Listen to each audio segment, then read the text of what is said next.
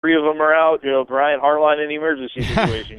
Whoever is the quarterback has to have a semblance of a running game to at least have a chance to be successful. If that does not exist, then this game is going to be one that you would rather turn off by about midway through the second quarter. Oh, boy. You're listening to the Doghouse, your inside look at the Cleveland Browns. I'm Andy McNamara alongside Browns insider from WKYC Sports in Cleveland, Matt Florjancic. You can get us on Twitter at AndyMC81, at Matt Florjancic. It's Steelers week, so our question out there today was share your Steelers memories with us.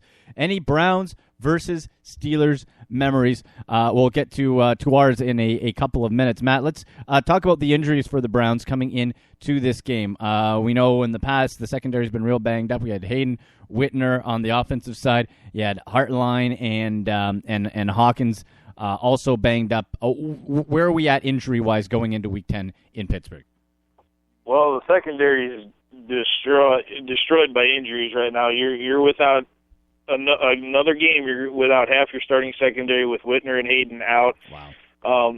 You're looking at McCown being questionable, Manziel being probable with the elbow issues. Everybody else is pretty much either probable or questionable. Gibson is the key right now. If he's unable to go because of illness, then that would leave you with another hole at the safety position, and that'll open up the passing game even more so against it. So that's really the key spot that you have to watch on defense. Offensively, it is definitely your left guard performance. Yeah. It's how Cameron Irving can do in his first NFL start. He's filling in for a guy who, by all accounts, was expected to have a great second season, and he was the guy that Coach Mike Pettin said was, the most important player, at this point in the year, who's going to be the breakout star, and he named his left guard, and his left guard has grossly underperformed this year. It just seems like he's regressed and not been himself, not played with the same kind of anger and intensity that he once played with. So that's where I'm looking at the game potentially being won or lost is in the defensive secondary and along the line of scrimmage. If we look at Landry Jones, and again, Ben Roethlisberger not going to play in this game, 26 years old, in his third season, fourth-round pick by Pittsburgh in 2013, and had a horrendous training camp. That's why Pittsburgh went out and got Michael Vick as the backup. Jones was a third stringer. So brought in spot duty. This is going to be his fourth game played in. So here's some of the stats. 28 of 47, 59.6% completion, 3 touchdowns, 2 interceptions, a 95.7 quarterback rating, averaging 9.7 yards per completion. So he's looked like he's come along, and again, it's going to be a real interesting game to watch as far as the complexities of what the defenses for both sides give these young quarterbacks and how simple the offenses try to be, Matt. Because we talked about Johnny with, again, I anticipate lots of checkdowns. Landry Jones, I think we're going to see something very similar, taking whatever the defense gives you, right? Whatever is the easiest, simplest, safest way. That's what you want to do for young quarterbacks to try to get some confidence. However, Pittsburgh, we know, has a way superior advantage in the running game. And Matt, the goal has to be, if you can, as you said earlier, neutralize to whatever degree DeAngelo Williams and make Landry Jones throw, put the game in his hand, that's the Browns' best chance. If he just keeps handing the ball off, goodbye. Like, it's over. And on our sportsinteraction.com odds here, the Browns are 5.5-point underdogs. If they're handing off to Landry Jones and having success there, you might want to up that to 7-10. I'm taking that spread, saying the Steelers are going to win it outright and then also cover, based on the fact that they are going up against a terrible run defense and a defense that has no secondary to speak of right now that is healthy. Yeah. So you factor those two things in, and Landry Jones may look like Roger Staubach, and DeAngelo Williams might look like Jim Brown at the end of the game. Oh, boy. All right, well, let's get to our sportsinteraction.com bets of the week here. For Week 10, Here we go. Money talk. in the National Football League. Doghouse, inside look at the Cleveland Browns, brought to you by sportsinteraction.com. Go to sportsinteraction.com/Browns. You do that, sign up, they will match up to $200 of your first deposit. You put down 20, you look in your account, you got 40, 100, you get 200, so on.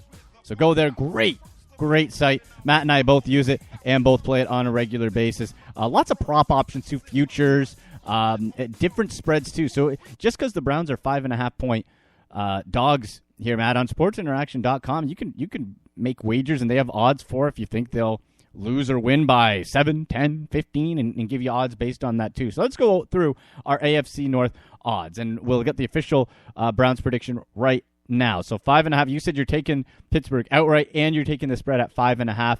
I'm going to have to agree with you there, partner. Usually I try to look at it and think, well, all right, traditionally in the last few years, the Browns have been able to keep it close. Last few games, not the case. And I don't think it's going to be Johnny's fault per se, but we've just kept seeing the same thing over and over again. The incompetencies by the defense, lack of running game and creativity and effectiveness by the offense. So I think Pittsburgh takes it by 5.5 there, and that the Browns unfortunately fall to 2-8 headed into the bye week. Now, in other AFC North action, we have the Baltimore Ravens hosting the Jacksonville Jaguars. The Ravens are a home 5.5-point favorite. Now, Matt, it's interesting when you look at the Jaguars here because they're still not a very good football team at all, but they are showing progression. They are not quite at 2-6, the pushover they have been. They will lose, but they will push you with the development of Blake Bortles, some good receivers, and a pretty good defense there too. For the Ravens, their hope to make the playoffs is it's just not going to happen. They're 2-6 too, but they're playing for respect and to get back on track after that tough start. 5.5 points. Do you take the Ravens or the Jags? Wow. I'll take the Ravens to win the game, but I would probably take the Jags with the points. You know what? I think it'll be a 3-point game. A 3-point game? I'm going to take the Jags on the money line. I'm going to take Jacksonville outright. You pay $3 to $1.40 for Baltimore, and I don't think the Ravens are that much better a team for that money line. So I'm going to take the Jags to win outright. And take the $3. Like I wouldn't be overly. I wouldn't be shocked. I don't think I would really be fall off their chair if the Jags were to beat the Ravens in this season the way they've been playing.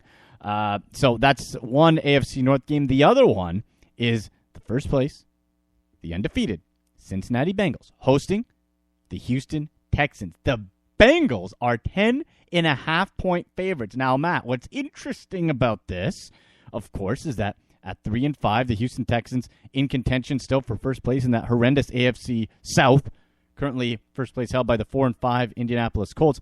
Brian Hoyer is the quarterback of Houston. And we remember the last time Brian played the Bengals, he embarrassed them on Thursday Night Football just over a year ago. Yeah, I think they're going to have a little bit of payback coming in the way of the Bengals are going to win this game.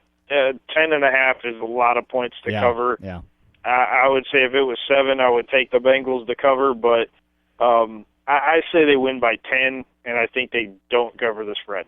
Yeah, I'm going to think 7-9. The Houston defense has not been what it was, but they're still going to pressure the quarterback at least. So I think it's going to be a closer game, 6 or 7 that the Bengals end up winning at to remain undefeated and move to 9-0. But the Texans, I think they're going to push the Bengals a little bit more than that 10.5 spread does point. Okay, Matt. So we made our official Browns predictions here, and we both think the Browns are going to lose. If I were to word this way, and let's try to be as realistic as possible here, because we know what they have to do. They have to stop the run, and, well, they probably won't. But for the Browns to win, knowing their deficiencies, knowing that they can't stop the run, okay, knowing that the secondary is decimated, what do you think in the realm of what you know this team is in how they can beat the Pittsburgh Steelers Sunday? They have to run the ball effectively because if the more time they take off the clock, the better off they will be and the less chance they will give the Steelers to be successful on offense.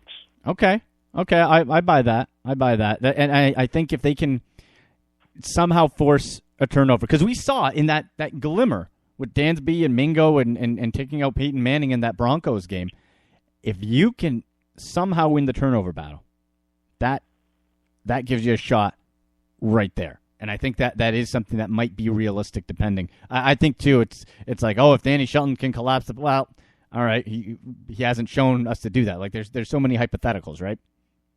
Yeah, too many ifs to just say it's one or two things that can really make the difference. But there are certain things that you can say can be more impactful than others, and unfortunately, they're going to have to play outside of themselves. They're going to have to play not like Browns, but like somebody else to beat the Steelers. They're going to have to really believe that this is a rivalry game, be up for it, and hope the Steelers take them lightly. Matt, good stuff. Let's hope we have a victory Monday after the weekend, my friend. Sounds good, Andy. Have a good weekend and enjoy the game on Sunday. You too. This has been the Doghouse, your inside look at the Cleveland Browns. I'm Andy McNamara. That was Matt Florjancic, Browns Insider from WKYC Sports in Cleveland. Get at our sponsor, sportsinteraction.com. Enjoy the game, folks, and go Browns.